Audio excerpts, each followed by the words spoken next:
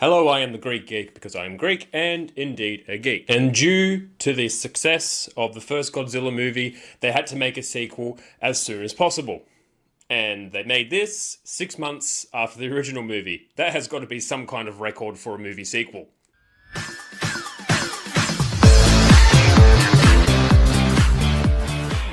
A pilot who is a fish spotter for a fishing company crash lands on a small island and his friend comes in to save him. They both witness two giant monsters fighting, which is Godzilla and Anguirus. The Japanese are shocked at this news that there are more monsters in the world, and they try and plan on how to avoid the catastrophe that happened in the last movie. Again, for the actors' names and the character names, I'm going to be reading them because we're going to be here all day if I try and pronounce them off the top of my head. We have Hiroshi Koizumi as Shoichi Zoika.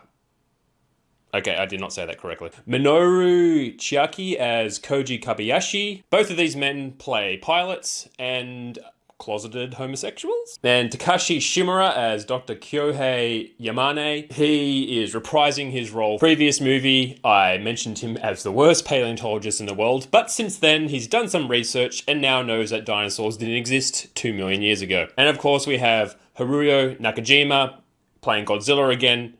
Get used to that, I'm going to be saying that for a while. And Katsumi Tezuka, who plays Anguirus in this movie. Honestly, you're not really here for the human characters in this movie, are you? You are here to watch this movie to watch two gigantic monsters beat down, or two men in suits awkwardly try and fight each other. Depends on your perspective. I liked how in the movie they wanted to avoid Godzilla coming to the mainland again by noticing that he was attracted by lights in the previous movie. So they thought, hey, this Godzilla must be the same. Let's just turn off all the lights, have a massive blackout, and that way Godzilla won't come to the mainland. And that works for the most part, but what would they do if Godzilla was going to attack during the day? Turn off the sun? But there is also a pretty cool subplot that I actually enjoyed with some human characters in this movie. There's a little subplot of these convicts who seize the opportunity to escape from their prison van during the blackout. And their shenanigans end up making a fire that attracts Godzilla's attention. Also, the Japanese are really well organized because even the people in their cars know exactly when to turn the lights off. What I like about this sequel is that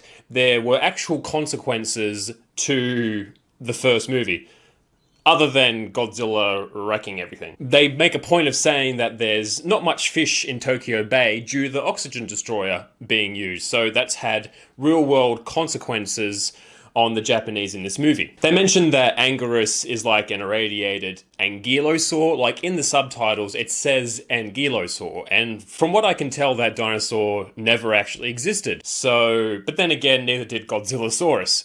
But they might have been getting at Ankylosaurus. And also, we don't really get an explanation as to why there is another Godzilla. I thought there was only one of its kind. But I don't remember there being any kind of dialogue that suggested why there was another one. If you actually paid attention, if you've actually watched this movie, please let me know in the comments if there actually is a reason why there is another Godzilla. I would like to know. One noticeable thing about this movie is that it has a lighter tone than the previous movie. It's still in black and white, but the tone is lighter as in there's not this big sense of dread on Godzilla coming. Like, people are still full of hope and hopeful that another crisis can be averted. People actually smile and are positive in this movie, as opposed to the last one where everyone thought they were going to die. So they're still hopeful even though two kaiju are tearing their city a new one. And this one doesn't have a dark ending like the previous movie, where a main character sacrifices himself and dies. Rest in peace, you sweet prince. You were too good for this world. I didn't actually pick up on this theme myself. I saw it a couple of times while I was doing a bit of research on this movie, is that the theme of this movie could potentially be how Japan felt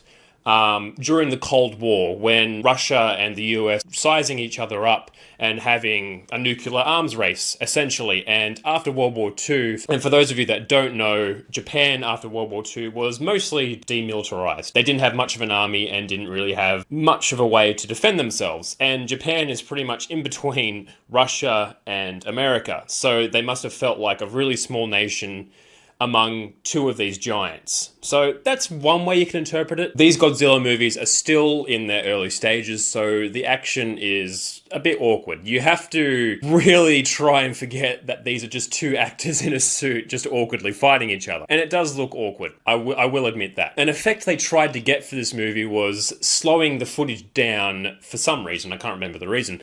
But instead, they accidentally speeded up, and they liked the effect and kept it in the movie. And I think that was a really bad idea because it makes it look even more awkward and it just looks hilarious. It's something that you would see in the Benny Hill show. It just looks awkward, like me making these movie reviews. I don't really have much more to add to special effects. If you want a bit more in-depth on how these movies are made and everything, just look at my previous review. I go a bit more in-depth on the special effects. What I did notice in this movie is that Godzilla's spines, or dorsal fins, whatever you want to call them, when he's using his atomic breath, they don't light up. I think this is the only movie that happens. Also, I learnt in this movie that with the Godzilla suits, they make them from scratch every single movie. So that's why there's slight variations and big variations between movies. It's just they made it from scratch and it just looks a little different each time, which I thought was pretty cool. As a sequel to this movie, it's pretty decent, especially since it was only made 6 months after the original, which is still mind-boggling to me. How'd they do that? But it's not the best Godzilla movie, in my opinion, by far, but it's a decent follow-up to the first one. It sets the standard of Godzilla fighting other massive monsters, kaiju, in future movies. And I think Godzilla continues to fight other monsters in kaiju right up until 1998. So things that I enjoyed about this movie is that the consequences from the first movie carry on. That's good writing. Introducing Anguirus, which is a staple of future Godzilla movies. It does have an interesting potential theme of the movie. The human characters are pretty boring. The only highlight I can remember from human characters is when those convicts escape from the van, which is only a small portion of the movie. Action looks really awkward, especially when it's sped up. There's also not much going on plot-wise. And the final thing I didn't like is that Anguirus dies. For now. So would I say this is a movie for every moviegoer? Probably not. If you're a diehard Godzilla fan, then yes, I would say yes, you should watch this movie. If you're just a casual fan, you can give this one a miss. Or if you're a movie buff who really likes delving into themes of certain movies, this one does have a pretty interesting potential theme. You might get some enjoyment out of it. Alrighty, that's my review for Godzilla Raids Again. 2 down, 30 something more to go. Oh god, what have I done? If you're new to my channel, please consider hitting that subscribe button and liking this video. I'd appreciate it.